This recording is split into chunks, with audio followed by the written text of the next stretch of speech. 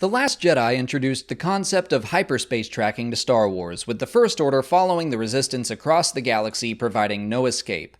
But at the end of Rogue One, we see the Tantive IV jump to lightspeed, only to still be pursued by the Devastator above Tatooine at the start of A New Hope. So how did the Empire track the Death Star plans through hyperspace?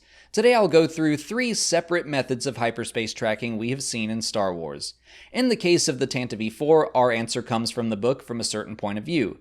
The blockade runner's hyperdrive was damaged on a previous mission, and it was in the Profundity's docking bay for repairs. The ship's crew worried that their jump from Scarif could have led behind an abnormal trail for the Empire to follow, and that's exactly what happened. The barely functioning hyperdrive gave off a very unique energy signature that was easily tracked. The First Order obviously had a more reliable method of tracking their targets, which didn't require their enemies to have broken hyperdrives.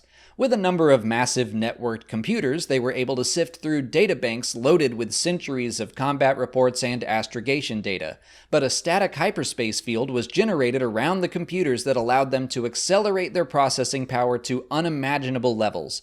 While a target's hyperspace vector might yield trillions of potential endpoints, the computers could assess them all and figure out the most likely destination with insane speed. That's a lot of pseudo-techno mumbo-jumbo to simply say very fast computers make very accurate guesses.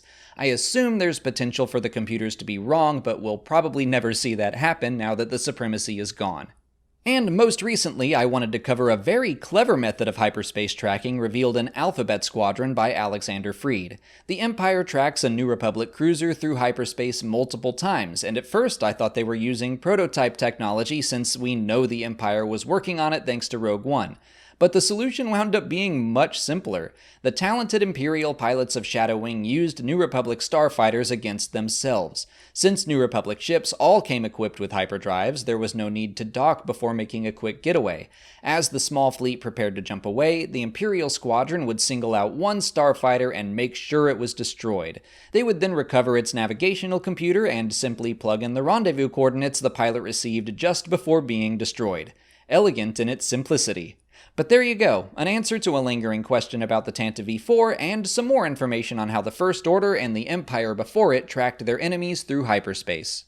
If you have more Star Wars questions like this you'd like me to answer, leave them in the comments. If you haven't already, please like this video, subscribe to the channel, follow us on Twitter, Instagram, and Facebook, and consider checking out our Patreon page. As always, thanks for watching, and may the Force be with you.